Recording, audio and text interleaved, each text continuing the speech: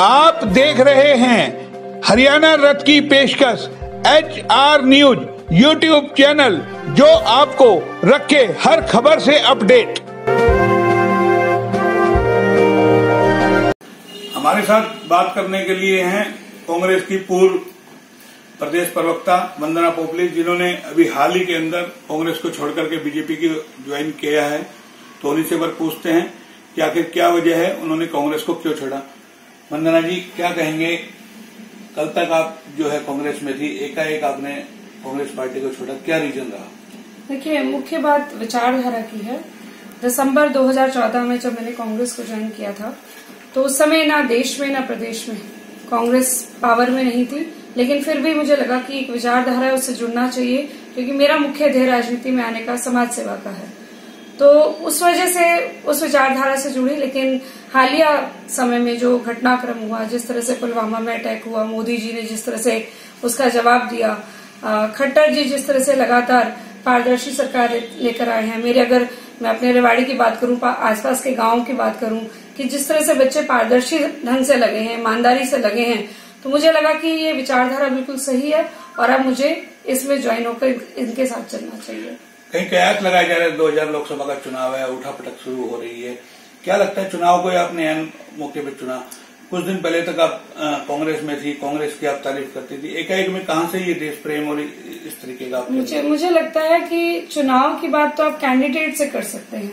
Bharatiya Janata party की 10 seat declare हो चुकी हैं, तो उसके बाद तो ये प्रश्न ही बेमानी हो जाता है कि आगामी विधानसभा है, चुनाव आ रहा है, तो उसको लेकर के कहने का आप भी विधायक बनने का सपना देख रही हैं, लगातार कोशिश कर रही थी कि आगामी विधानसभा में मुझे टिकट मिले। देखिए, मैंने कभी ऐसे अपनी कोई इच्छा जाहिर नहीं की कि मैं कभी इलेक्शन लड़ना चाहती हूँ या आगे लड़ूंगी। मेरा काम सेवा करने का है। हाँ, अगर पार्टी आगे कुछ कहती है तो उसके लिए जो पार्टी कहेगी वो तो करना ही है। आपको रेवाड़ी के विधायक कैप्टन अजय सिंह यादव के साथ आप राजनीति में आई थी, फिर आप जो है प्रदेश अध्यक्ष के खेमे में चली गई, अलग अलग खेमे में उठी। क्या लगता है, जैसे पार्टी एकजुट हुई उससे कहीं न कहीं नाराजगी? नहीं, ऐसा कुछ नहीं है। मुझे कांग्रेस से कोई नाराजगी नहीं है। और आप खेमा अलग बता रहे हैं, मुझे लगता है कैप्टन अजय यादव और अशोक तंवर तो एक ही खेमे में है। तो आप अशोक तंवर के खेमे में चली पूरी जो सारी नहीं, खेमा फिर आप अलग क्यों बता रहे हो? तो दोनों साथ चलते हैं। नहीं है तो पहले अभी तो हुआ ना चुनाव को लेकर के, उससे पहले तो सब अलग अलग खेमे में बैठे थे, हुड्डा अलग खेमे में था। मेरे को कांग्रेस पार्टी से कोई नाराजगी नहीं है। तो फिर रीजन क्या, मतलब क्या मैं बता रही हूँ, मुझे लगता है कि जिस तरह से अगर मैं बात करूँ, राघवेंद्र जी एम्स को लेकर आए, वो अड़े रहे अपनी बात को लेकर, और प्रदेश का जिस तरह से और मेरे इस क्षेत्र का विकास हो रहा है, वो भारतीय जनता पार्टी करवा सकती है। तो मुझे लगा उस विचारधारा को ज्वाइन करना चाहिए। तो आप लगातार भाजपा के खिलाफ प्रदर्शन भी करती रही, काफी सारे आपने खुद ने प्रदर्शन किए हैं कांग्रेस पार्टी में जब थी।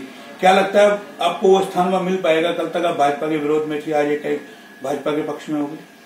मुझे लगता है हम लोकतंत्र में रहते हैं। जरूर मेरे भी कुछ प्रश्न थे। आज जब मैं CM साहब से मिली तो उनके जिस तरह से जवाब मुझे मिले, तो लगा कि उनकी जो नियत और नीति है वो प्रदेश के विकास को लेकर, महिलाओं को लेकर, वो सही दिशा में चल रहे हैं। और मेरे बहुत सारे प्रश्नों का जवाब भी मिल गया है। तो आगे जो मुझे लगता है कि मैं जिस निष्ठा से काम करूंगी पार्टी में, तो पार्टी जरूर उस चीज को कंसिडर करेगी। एक कयास ये भी लगाया जा रहा है कि जो रेवाड़ी विधानसभा क्षेत्र है, कहीं न कहीं पंजाबी बहुल्य क्षेत्र, बहुत सारे 20-22 हजार वोट है, तो कहीं ना कहीं वोट बैंक को लेकर के भी आपकी पंजाबी समुदाय से आप आते हैं कि आगे उम्मीद हो कि आपको इस तरह की टिकट मिले?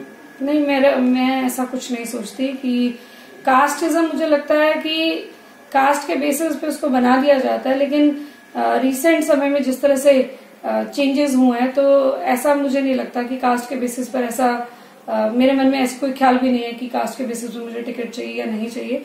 मेरा एक ध्येय है राष्ट्रहित, और मैं उसको लेकर चल रही हूँ। तो क्या जब आप कांग्रेस में थी तो क्या कांग्रेस की नीतियां कहीं ना कहीं गलत थी? जिस तरीके से आप बता रहे बीजेपी की नीतियां बहुत अच्छी है, देश हित के अंदर है, तो लगातार आप कितने साल रही हैं? मुझे लगता है यहाँ पे कॉन्ट्रास्टिंग की बात नहीं है, कंपेयरिंग की बात नहीं है। मुझे लगता है कि मोदी जी और खट्टर जी देश हित में बहुत अच्छे से काम कर रहे हैं, तो मैंने उनको ज्वाइन किया।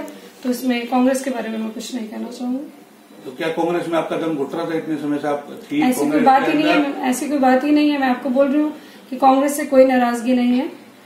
मुझे लगता है मेरी अपनी इच्छा है, अगर मुझे किसी विचारधारा को ज्वाइन करना है तो उसमें कोई मनाही नहीं होनी चाहिए, कोई प्रश्न नहीं होना चाहिए। नहीं, एकाएक नेता दल बदल लेते हैं अपना, एक सेकंड में। अभी पल में होते हैं, दूसरे पल में दूसरे दल के अंदर चले जाते हैं। नहीं लगता एक मैसेज जाता है कि एक एक मिनट में इंसान दल बदल लेता है। अगर कार्यकर्ता भी इसी तरीके से बदल ले तो क्या नेताओं का वजूद रह पाएगा?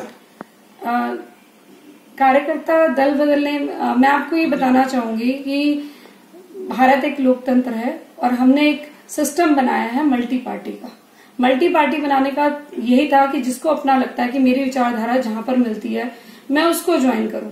और इसी तरह जो देश की जनता है वो बार बार सरकार भी बदलती है, उनको लगता है कि हमारे को ये सरकार जो है सूट नहीं कर रही है, यहाँ पे लगता है कि हमारे काम नहीं हो रहे हैं, या लगता है कि ये विचारधारा हमारे अकॉर्डिंग नहीं है, तो वो अपने वोटिंग भी अलग कर देती है। तो मुझे नहीं लगता इसमें कोई बड़ा प्रश्न है, और अगर मुझे विचारधारा अगर पसंद आई है तो मैं उसको बदल सकती हूँ। इसमें कोई लाभ हानि की बात नहीं है, क्योंकि मैंने जब कांग्रेस को ज्वाइन करा था तो कांग्रेस विपक्ष में थी।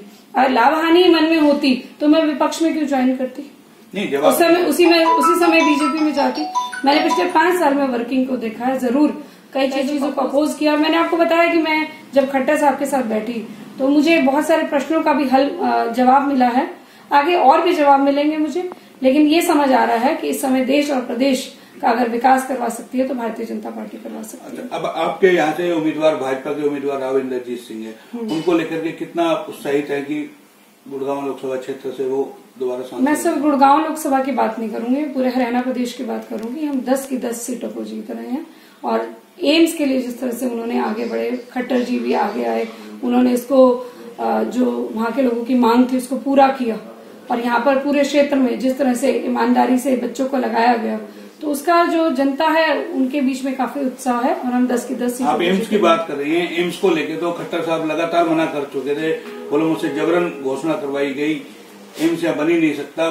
जनता का दबाव था, जनता ने खूब 2 महीने तक संघर्ष किया, उसके बाद कहीं जाकर के दबाव में चुनाव को देखते हुए एम्स की घोषणा की गई।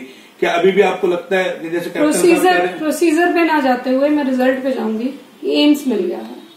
नहीं, एम्स मिल गया, क्या प्रक्रिया रही वो बात अलग है, लेकिन फिलहाल जो रिजल्ट आया है वो ये है, वो लोगों के हित में है, लोगों की बात मान ली गई है। अगर आप उन लोगों से पूछे तो वही लोग इतने ज्यादा खुश हैं जिनके प्रश्न आप उठा रहे हैं इस समय। नहीं, पर्सनल में बावल की पूरी जनता खुश है इस समय कि एम्स जो है उनको मिल गया है। नहीं, अभी तो सिर्फ घोषणा हुई है, मिलने में तो अभी बहुत टाइम लगेगा, अभी बनने में तो काफी लंबा समय लगेगा। सबसे पहले घोषणा होती है, उसके बाद बहुत सारी घोषणा हुई थी। सैनिक स्कूल की घोषणा आज 25 साल से ज्यादा का समय हो गया, अभी तक सैनिक स्कूल बन के तैयार नहीं हुआ। बहुत सारे मुद्दे हैं जो घोषणाएं तो होती है, अमल में तो नहीं आती ना। वो अमल में आएगी तब कहीं लोगों को माना जाएगा। लॉलीपॉप दे दिया जाए तो ये तो नहीं है ना कि एम्स बन गया। देखिए, पाइपलाइन में चीजें होती हैं जो धीरे धीरे पूरी होती हैं। फिलहाल आज ही मैंने ज्वाइन किया, मैं स्थिति में नहीं हूँ कि आपके सभी प्रश्नों का जवाब दे सकूं सैनिक स्कूल पर या बाकी सब, लेकिन जरूर जैसे जैसे आगे मैं बात करूंगी कि क्या स्थिति चल रही है, आगे क्या इस पर स्टेप लिए जा रहे, तो आपको जरूर। तो वंदना पोखलिया 2019 में जो विधानसभा के चुनाव होंगे, क्या उसके लिए तैयार है? मैं लोकसभा चुनाव के लिए भी तैयार हूँ, विधानसभा चुनाव के लिए भी तैयार हूँ, पार्टी के काम करने के लिए। नहीं, विधायक विधानसभा में चुनाव लड़ने के लिए तैयार है, अपने लोकसभा की तो घोषणा हो गई।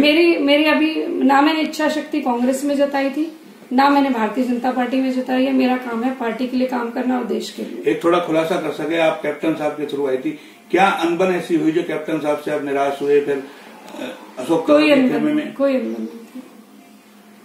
अब कैप्टन साहब के लिए क्या संदेश देंगे?